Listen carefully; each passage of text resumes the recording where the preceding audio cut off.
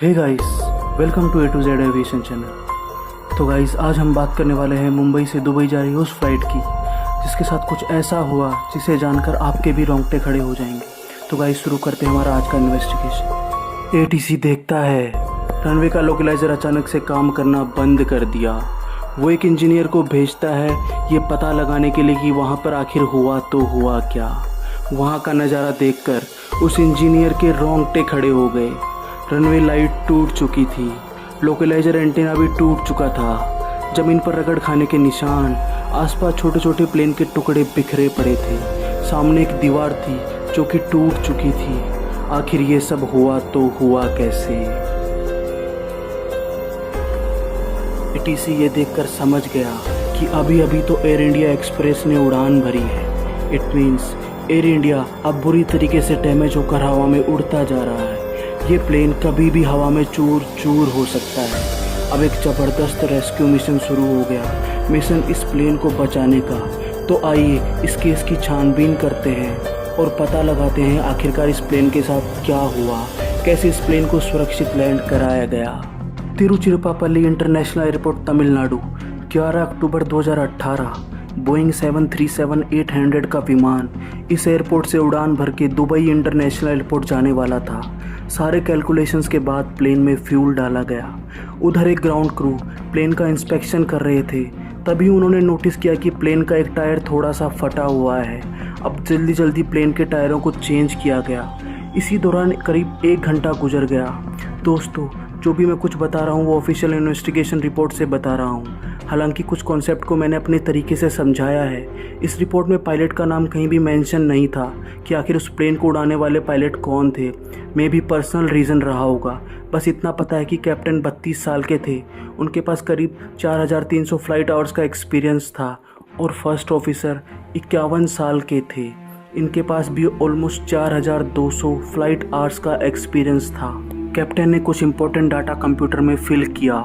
V1 speed 143, V2 speed 151। Air India express flight 611 के story को समझने के लिए हमें V1 और V2 स्पीड को थोड़ा ध्यान में रखना पड़ेगा, क्योंकि ये दोनों आगे कहानी में बहुत अहम भूमिका निभाने वाले हैं। V1 स्पीड वो स्पीड होती है जब पायलट्स को डिसाइड करना होता है कि प्लेन को टेक ऑफ कराना है या नहीं। मान लेते हैं अगर प्लेन का V1 स्पीड 143 है, प्लेन जैसे ही टेक ऑफ करने के लिए निकलता है तब ही कोई इमरजेंसी आ जाती है। ऐसे में पायलट ये देखता है कि प्लेन का स्पीड V1 स्पीड से कम है या नहीं। अगर 143 नॉट से कम है तो पायलट ब्रेक लगाकर प्लेन को रोक सकता है। अगर ये 143 नॉट्स को पार कर जाता है तब तो किसी भी कीमत पर प्लेन रुकने वाला नहीं है, उसे हवा में टेक ऑफ कराना ही पड़ेगा। इसीलिए आपने देखा होगा पायलट्स को टेक ऑफ कराते वक्त पायलट एक हाथ से योक को पकड़ता है और दूसरे हाथ से थ्रस्ट लीवर को पकड़ता है। ऐसा वो तब तक करते हैं जब तक कि प्लेन V1 स्पीड को पार ना कर ले। ऐसा बस इसीलिए किया जाता है क्योंकि मान लो अगर इमरजेंसी में ब्रेक लगाना हो तो तुरंत पायलट थ्रस्ट लीवर को पीछे खींच सकता है। इसीलिए पायलट अपने एक हाथ से थ्रस्ट लीवर को होल्ड किए हुए रहता है जब तक कि वो V1 स्पीड को पार ना कर दे। खैर, आते हैं कहानी पर वापस। प्लेन का टायर फट जाने की वजह से फ्लाइट थोड़ी सी डिले हो गई। जब तक कि प्लेन का टायर को चेंज किया जा रहा था तब तक प्लेन में सभी 130 यात्री धीरे धीरे सवार होने लगे। इन 130 पैसेंजर के अलावा 6 क्रू मेंबर्स भी इस प्लेन में मौजूद थे। एटीसी ने कहा कि आप रनवे 27 से टेक ऑफ कर सकते हैं। सारे प्रोसीजर को फॉलो करते हुए एयर इंडिया फ्लाइट 611 रनवे पर रन करने लगा। कैप्टन ने थ्रस्ट लीवर को 40% तक कर दिया। इसके बाद उन्होंने प्लेन का टोगा बटन को प्रेस कर दिया। टोगा मतलब टेक ऑफ और गो अराउंड होता है। इसे प्रेस करने के बाद प्लेन का ऑटो पायलट धीरे धीरे थ्रस्ट लीवर को ऑटोमेटिकली 98% में सेट कर देता है। अब एयर इंडिया की स्पीड धीरे धीरे बढ़ने लगी, अप टू 98% इंजन थ्रस्ट।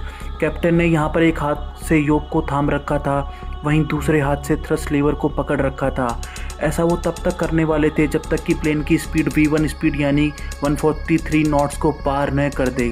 धीरे धीरे प्लेन की स्पीड बढ़ते बढ़ते 117 नॉट्स तक पहुंच गई। तभी अचानक से कैप्टन की बैक सीट का रेस्ट अचानक से कोलैप्स हो गया। ये पीछे झुक गया। अब क्योंकि कैप्टन योक और थ्रस्ट लीवर को पकड़े हुए था इसीलिए योक अचानक से पीछे आ गया वहीं थ्रस्ट लीवर 98% से खिंचकर 77% पर आ गया।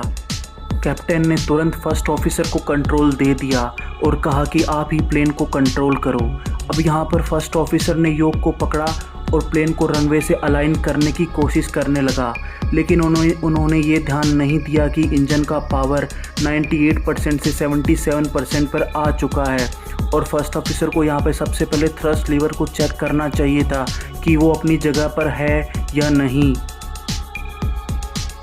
उन्होंने तो ध्यान ही नहीं दिया और योग को संभालने में व्यस्त हो गए।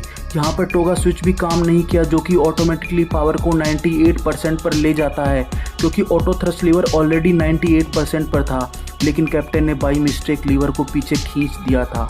ऐसे केस में कंप्यूटर को लगता है कि शायद पायलट प्लेन को रोकना चाह रहे हैं, इसीलिए ऑटो थ्रस्ट ने खुद को डिसेबल कर दिया, यानी कि ये लीवर तब तक 77% पर रहेगा जब तक कि पायलट दूसरी बार टोगा बटन को प्रेस ना कर दें या फिर मैनुअली थ्रस्ट लीवर को धकेल कर 98% तक ना ले जाएं। कैप्टन को सीधा होकर सीट को एडजस्ट करने में 5 से 7 सेकंड का वक्त लग गया।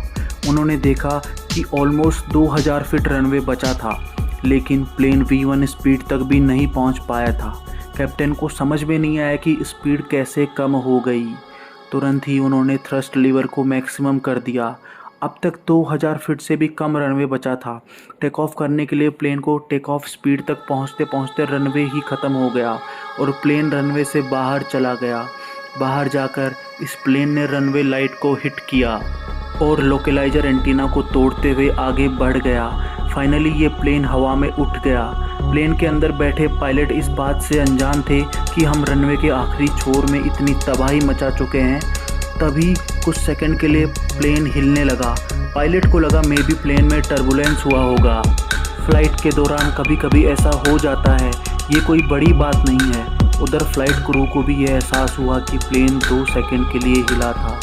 उन्हें लगा कि मे बी ये नीचे कार्गो सेक्शन में किसी का लगेज इधर उधर हो गया होगा। खैर, उन्होंने पायलट को ये बात बता दी। सारी अनहोनी से बेखबर एयर इंडिया फ्लाइट 611 दुबई की ओर रवाना हो गया।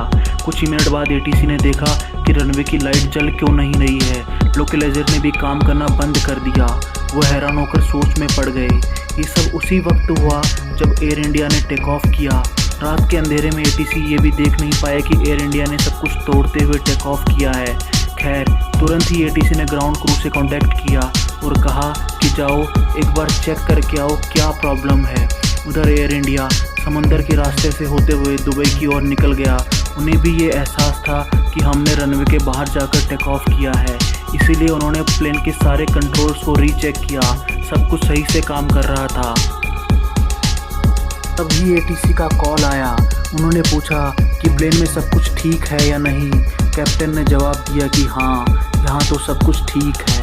उधर रात के अंधेरे में ग्राउंड क्रू जब रनवे के पास जाकर देखा तो उन्हें अपनी आंखों पर यकीन नहीं हुआ। उन्होंने देखा कि न सिर्फ रनवे का लाइट टूटा हुआ है, बल्कि एक लंबी दीवार थी, उसमें भी 2 बड़े बड़े होल हो चुके थे। इधर गड्ढों को देखकर ग्राउंड क्रू को अंदाज़ा हो गया कि हो ना हो प्लेन के दोनों पहिए इस दीवार से टकराए होंगे। ये बात एयर इंडिया के फ्लाइट तक पहुंचाई गई। पायलट ने कहा, okay sir, thank you. Plane में अभी तक तो सब कुछ ठीक चल रहा है। हम सारे इंस्ट्रूमेंट्स भी सही से काम कर रहे हैं। अगर लैंडिंग गियर दीवार से टकराया है तो हम एक बार लैंडिंग गियर की भी जांच कर लेते हैं। कैप्टन ने अब प्लेन के स्पीड को थोड़ा धीमा कर दिया। इसके बाद प्लेन के एल्टीट्यूड को कम करके 21,000 फीट तक पहुंच गए। यहाँ पर उन्होंने लैंडिंग गियर को डाउन किया। तीनों लैंडिंग गियर आराम से डाउन हो गए। इसके बाद फिर से इन्हें क्लोज कर दिया गया। इंस्ट्रूमेंट के साथ लैंडिंग गियर भी अच्छे से काम कर रहे थे, इसलिए कैप्टन ने फ्लाइट को जारी रखा। कैप्टन ने कहा कि हमें 21,000 फीट से 35,000 फीट पर जाने की इजाज़त दी जाए। दोस्तों, अगर ये प्लेन 35,000 फीट से के एल्टीट्यूड पर चला जाता तो इस प्लेन के इतने टुकड़े हो जाते कि उन टुकड़ों को चुन पाना भी इम्पॉसिबल हो जाता। एयर इंडिया की किस्मत बहुत अच्छी थी। इससे पहले कि एटीसी परमिशन देता, एक बार फिर से ग्राउंड इंजीनियर का कॉल आया।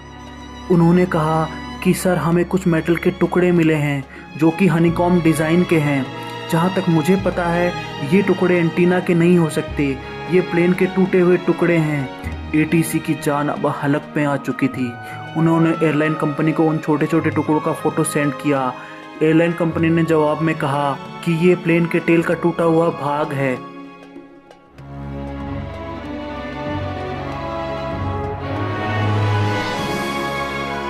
है।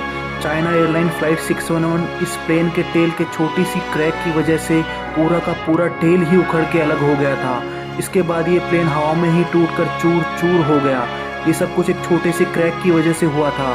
अलावा एलोहा एयरलाइन फ्लाइट 243 को कौन भुला सकता है। इस प्लेन में भी एक छोटे से क्रैक की वजह से पूरी की पूरी छत ही उखड़कर अलग हो गई थी। हाई एल्टीट्यूड में एक छोटा सा क्रैक या डेंट कितनी तबाही मचा सकता है, ये हम इतिहास में देख चुके हैं और ये सब देखा भी है हमने। ये सब देखते हुए एटीसी की नींद उड़ गई। एयर इंडिया में मौजूद सभी 136 लोगों की जान किसी भी वक्त जा सकती थी अगर उसे सही से गाइड ना किया जाए तो। एटीसी की टीम यह देखकर सारे काम छोड़कर एयर इंडिया को बचाने में लग गई। सबसे पहले एयर इंडिया के प्रेशराइजेशन सिस्टम को ऑफ करने के लिए कहा गया, क्योंकि हाई एल्टीट्यूड में एटमॉस्फेरिक प्रेशर कम होता है और प्लेन के अंदर अधिक। इसी वजह से प्लेन के अंदर की हवा बाहर जाने की कोशिश करने लगती है। इसी कोशिश में प्लेन के टूटे हुए भाग और भी डैमेज हो सकते हैं, इतना डैमेज कि वो टूटकर अलग हो जाएं। तुरंत ही को पायलट ने एयर प्रेशर को ऑटोमेटिक से मैनुअल कर दिया। मैनुअल करने के बाद इतने एल्टीट्यूड पर इंसान ठीक से सांस भी नहीं ले सकता, इसीलिए पायलट प्लेन को 10,000 फीट पर ले आया ताकि एयर प्रेशर धरती के समान हो सके और आसानी से यात्री सांस ले सकें। प्लेन में किसी भी तरह की इमरजेंसी हो उसके लिए पायलट के पास एक चेकलिस्ट होती है जिसमें सब कुछ लिखा होता है कि पायलट को क्या करना चाहिए। पायलट ने चेकलिस्ट निकाली। इसमें लिखा था कि एयर प्रेशर को मैनुअल कर दो, जो कि ऑलरेडी हो चुका था। आउटफ्लो वाल्व को ओपन कर दो ताकि प्लेन के अंदर की एक्स्ट्रा हवा बाहर निकल जाए। तीसरा और लास्ट लाइन में लिखा था कि जितना जल्दी हो सके प्लेन को नज़दीक के एयरपोर्ट में लैंड करा दो। एटीसी ने कहा कि आप प्लेन को वापस पीछे मोड़कर मुंबई ले आओ। हालांकि प्लेन अब बहुत दूर जा चुका था, मुंबई की अपेक्षा दुबई नज़दीक पड़ रहा था। फिर भी फ्यूल को कैलकुलेट करने के बाद पायलट ने कहा कि हमारे पास इतना फ्यूल है कि हम मुंबई तक पहुंच सकते हैं। अब वापस प्लेन को मुंबई की ओर मोड़ा गया। सारे फायर फाइटर्स तैनात थे किसी भी तरह की अनहोनी से लड़ने के लिए। फाइनली 5:38 में, यानी कि उड़ान के करीब 4.25 घंटे बाद ये प्लेन वापस मुंबई में सुरक्षित लैंड कर गया। इस हादसे में किसी को भी कुछ भी नहीं हुआ, एक खरोच भी किसी को नहीं लगी। घटना के अगले दिन इन्वेस्टिगेशन की टीम घटना का जायजा लेने के लिए पहुंच गई। उन्होंने देखा कि प्लेन की टेल में छोटे मोटे क्रैक्स नहीं बल्कि ये बुरी तरीके से डैमेज हो चुकी है। टेक ऑफ के दौरान जब ये प्लेन रनवे से बाहर चला गया था तो ये ढेर सारे एंटीना को हिट करते हुए आगे की ओर बढ़ता गया। पायलट ने कम स्पीड में प्लेन को तेज़ी से ऊपर उठाया जिससे प्लेन के टेल ग्राउंड से रगड़ खाने लगा। हालांकि टेल में भी एक छोटा सा पहिया होता है, लेकिन ये पहिया भी टेक ऑफ के दौरान टूट गया।